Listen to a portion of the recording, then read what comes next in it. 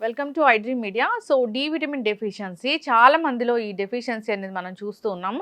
అయితే న్యాచురల్గా ఏం చెప్తారంటే సూర్యరశ్మి ఎండకి ఎక్స్పోజ్ అవుతే కనుక డి విటమిన్ వస్తుంది, అబ్జార్ప్షన్ ఉంటుంది అని.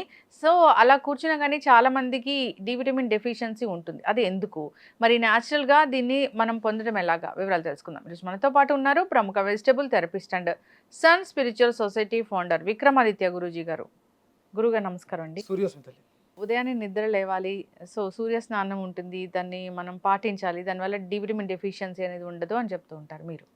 అయితే జనరల్గా చాలామంది ఇలాంటివి పాటించినా కానీ డి విటమిన్ అనేది డెఫిషియన్సీ వస్తూ ఉంది అని చెప్తున్నారు.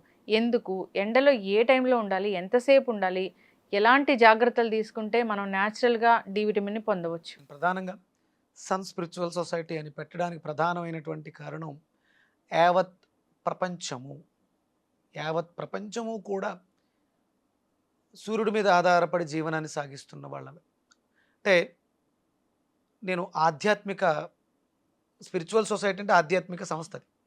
మరి స్పిరిచువాలిటీకి ఆహారానికి ఏంటి సంబంధం? ఆహారమే ఔషధం, ఆరోగ్యమే మహాభాగ్యం. అంటే ఎప్పుడూ కూడా భారతదేశం ఎప్పుడూ కూడా ఆధ్యాత్మికతకి అంటే ఒక భక్తి పారవస్యాలకి నిన్ను తీసుకెళ్ళడానికి నువ్వు ముందు భౌతికంగా బాగుండాలి. భౌతికంగా ఎప్పుడైతే బాగున్నావో మానసికంగా కూడా పరిణితి చెందుతావు. ఫిజికల్ డెఫిషియన్సీ ఉన్న వ్యక్తి, అంగవైకల్యంతో బాధపడుతున్న వ్యక్తి హ్యాపీగా ఉండలేడు మానసికంగా. ఏదో ఒక అంటే ఈ వైకల్యం దాని మీద ప్రభావాన్ని చూస్తుంది, అది తనని ఇంకొక దాంట్లో స్ట్రాంగ్ చేస్తుంది, అది వేరే విషయం. ఇక్కడ వైకల్యం అనేది ఎంతో కొంత ప్రభావాన్ని ఎప్పుడో ఒక చోట చూపిస్తూ ఉంటుంది. ఇది అంటే ప్రకృతి పరంగా వచ్చేది. ఈ మానసిక పరిపక్వత రావడం కోసం అలాంటి వ్యక్తుల్లో కూడా ఆ వైకల్యాలన్నింటినీ కూడా తీసి ఎదరకు వెళ్ళి నీ జీవితానికి ఒక సార్థకత ఉంది, దాంట్లో నువ్వు పట్టుని సాధించు, ఉన్నత స్థితికి వెళ్ళు. ఒక చిన్న మైనస్ ఇంకొక ప్లస్కి కారణం అవుతుంది. దాన్ని ఎదరకు తీసుకెళ్ళడం ఆ మనిషిని ప్రేరేపించడానికి ప్రధానమైనటువంటి కారణం సూర్యుడు. విటమిన్ డి మన జాతక చక్రం, మనకి కాలపురుష చక్రంలో పంచమ స్థానం రవిది, సింహరాశి. అది ఈ విటమిన్ డి డిఎన్ఏని అలాగే మన మజిల్ వ్యవస్థని బాగు చేసుకోవడానికి ఉపయోగపడుతుంది. ఒక ఇద్దరి మధ్య సత్సంబంధాలు బాగుండాలంటే ఇద్దరిలోనూ ఉండవలసిన క్వాలిటీ ఏంటమ్మా? ఇప్పుడు అబ్జర్వ్ చేశారా? ఒక తల్లి బిడ్డను ప్రేమిస్తుంది, ఆ బిడ్డ రావడానికి ముందు భర్తను ప్రేమించి ఉంటుంది. అంటే ఇక్కడ ప్రేమ అనే బీజం ఆ మనిషిని, అంటే ప్రేమ అంటూ ఉంటే అది ఎవరికైనా పంచడానికి అవకాశం ఉంది. ప్రేమే లేదు, ఎవరికేం పంచుతాం? పెళ్ళానికి ఇప్పుడు తల్లిని బాగా చూసుకుంటున్నాడు అంటే పెళ్ళాన్ని బాగా చూసుకుంటాడు, పెళ్ళాన్ని బాగా చూసుకుంటున్నాడు అంటే తల్లిని కూడా బాగా చూసుకుంటాడు. ఒకవేళ అంటే చిన్న చిన్న గొడవలు వస్తాయి, పెళ్ళాన్ని కొంగుబట్టు తిరుగుతున్నాడు అంది తల్లిని బాధిస్తున్నాడు అని అనుకుంటారు.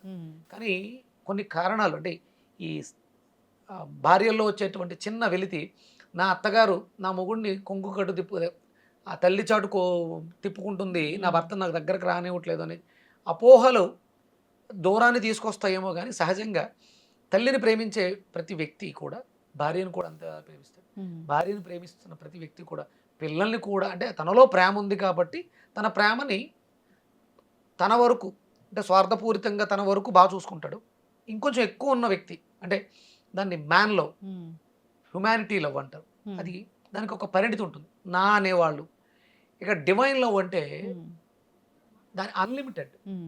భగవంతుడి ప్రేమ వ్యాప్తమై ఉంటుంది.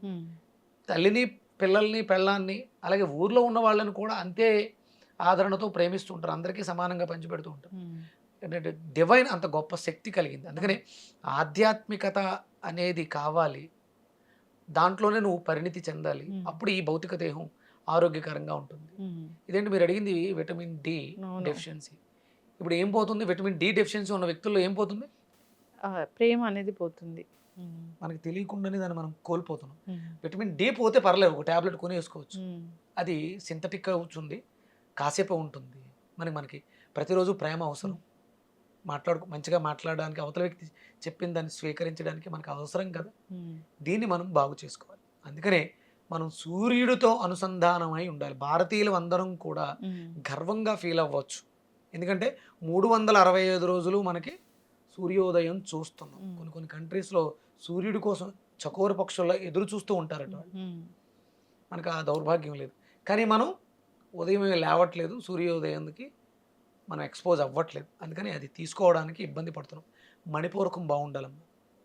అంటే మీకు విటమిన్ డి మీరు ఎండలో వెళ్ళినా సరే సరిపడగా తీసుకోలేకపోతున్నారంటే ఇక్కడ ప్యానల్స్ పోయినాయి, సోలార్ ప్యానల్స్. మ్మ్. మణిపూరకాన్ని బాగు చేసుకోవాలి. దాన్నే మనకి ఆయుర్వేద శాస్త్రంలో బొడ్డు పక్కకి వెళ్ళిపోయింది, నాభి చెడిపోయింది అంట. మ్మ్. నాభిని మళ్ళీ సరి చేసుకోవాలి. మీరు అంటే వెళ్ళకిల్లా పడుకుని ఈ కాలు రెండు ఇలా దగ్గరికి పెడితే మ్మ్. ఒక బొటన వేలు పైకి వస్తుంది, మ్మ్. నాభి పక్కకి వెళ్ళిపోయిందని అర్థం వస్తుంది, ఓ. తెలిసిపోద్ది అది. ఇలా ఇది చూడండి, మ్మ్. ఈ రేఖలు రెండు కలిపి ఇలా పెడితే మ్మ్. ఈ వేళ్ళు సమంగా ఉండాలి. మ్మ్. అలాగే మనకి కాళ్ళు రెండు అలా పెట్టినప్పుడు బొటన వేలు రెండు స్ట్రైట్గా వచ్చినాయి అనుకోండి, మ్మ్. నాభి బాగుంది. ఒక వేలు ఇలా పైకి వచ్చింది అనుకోండి, మ్మ్. నాభి పక్కకి వెళ్ళింది అంటే రైట్ సైడ్కి వెళ్ళింది. లెఫ్ట్ పైకి వస్తే లెఫ్ట్ సైడ్కి వెళ్ళింది, నాభి చెడిపోయింది. నాభి చెడిపోయింది కాబట్టి సోలార్ ప్యానల్ ఆ సోలార్ ఎనర్జీని, ఆ విటమిన్ డిని అబ్జార్బ్ చేసుకోవట్లేదు, మ్మ్. అందుకని లోపలికి వెళ్ళట్లేదు. అందుకని మనం సింథటిక్ ట్యాబ్లెట్లు వేస్తాం. మరి దీన్ని బాగు చేసుకోవాలంటే ఎలా అంటే మ్మ్.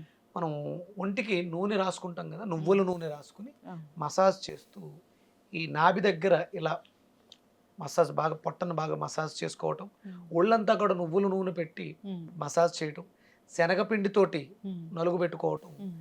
ఈ ప్రక్రియలో విటమిన్ ప్రకృతిలో ఉన్న న్యాచురల్ విటమిన్ తీసుకోవడానికి మ్మ్. అవకాశం ఏర్పడుతుంది. ఓకే. అప్పుడు మీరు రెగ్యులర్గా సూర్యోదయ సమయంలో ఒక 10 నిమిషాలు వదిలేసి మ్మ్.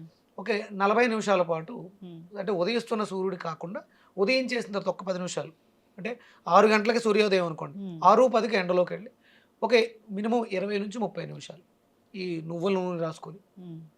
మనం స్నానం చేయటం, నలుగు పెట్టుకోవడం, ఇవి చేసుకోవడం ద్వారా ఆ శక్తిని స్వీకరించడానికి ఇంకా ఏ ఫుడ్స్ లో ఈ డి విటమిన్ అనేది ఉంటుంది? పుష్కలంగా అద్భుతంగా కొబ్బరిలో దొరుకుతుంది. మ్మ్. అలాగే మణిపూరకం పాడైంది కాబట్టి, ప్రేమ విషయంలో సఫర్ అవుతున్నాం కాబట్టి, మ్మ్. అంటే ప్రపంచంలో స్వార్థం ఎక్కువైంది, ప్రేమ తక్కువైంది. అవును. మంచి గుమ్మడికాయని జ్యూస్గా తీసుకోవడం ద్వారా మ్మ్. ఈ సమస్య విటమిన్ డిని రిసీవ్ చేసుకునే కెపాసిటీని పెంచుకోవచ్చు. ఎస్. కోల్పోయినటువంటి ప్రేమని వ్యక్తుల దగ్గర మన సొసైటీలో మనం కోల్పోయాం వాళ్ళని, మనం దాన్ని మళ్ళీ తిరిగి బాగు చేసుకోవడానికి శ్రావణ మాసం చాలా ఉత్తమమైన. మనం ఈ శ్రావణ మాసంలో లక్ష్మీదేవిని మ్మ్. మనం శ్రావణ శుక్రవారం అవును. వ్రతాలు అవి చేస్తాం. అక్కడ చూడండి గ్యాదరింగ్ ఉంటుంది. మ్మ్. మీ ఇంట్లో మీరు వరలక్ష్మి పూజ చేసుకుంటారు, మ్మ్. సాయంత్రం 10 మంది ముత్తైదువులు అవును. పిలిచి తాంబూలం ఇస్తారు. ఇక్కడ చూడండి అది ప్రేమ కదా. మ్మ్. అంటే చుట్టుపక్కల ఉన్న వాళ్ళ నైబర్స్ని కూడా మ్మ్. కలపడానికి శ్రావణ మాసాన్ని ఈ రకంగా వినియోగించుకోవడం ద్వారా మనలో ప్రేమ పెరుగుతుంది. ఆ ప్రేమ పెరగడం ద్వారా మనకు కావాల్సినటువంటి ఆ విటమిన్స్, మినరల్స్ని సూర్యుడి నుంచి వస్తున్నటువంటి ప్రాణశక్తిని స్వీకరించడానికి ఉపయోగపడుతుంది. ఎస్, ఖచ్చితంగా గురుగారు చాలా చక్కగా చెప్పారండి. నిజంగా ఏదైనా పండుగలు ఇలాంటి మన ఈ కస్టమ్స్ అండ్ కేన్స్ ఇలాంటివి ఉన్నాయనుకోండి, ఖచ్చితంగా దాని వెనక సైంటిఫిక్ రీజన్ ఉంటుంది. ఖచ్చితంగా ఆచరించాలి, ఆ టైంలోనే పాటించాలి, అలాంటి ప్రసాదాలే తీసుకోవాలి అంటే కూడా దాని వెనక కూడా సైంటిఫిక్ రీజన్ ఉంటుంది. సో యాజ్ ఇట్ ఈస్గా వాళ్ళు చెప్పిన విధంగా పాటిస్తే చాలు, మనం ఆరోగ్యంగా ఉంటాం. చక్కటి ఇన్ఫర్మేషన్ గురుగారు డి విటమిన్ గురించి. ధన్యవాదాలు. సూర్యోస్మిత.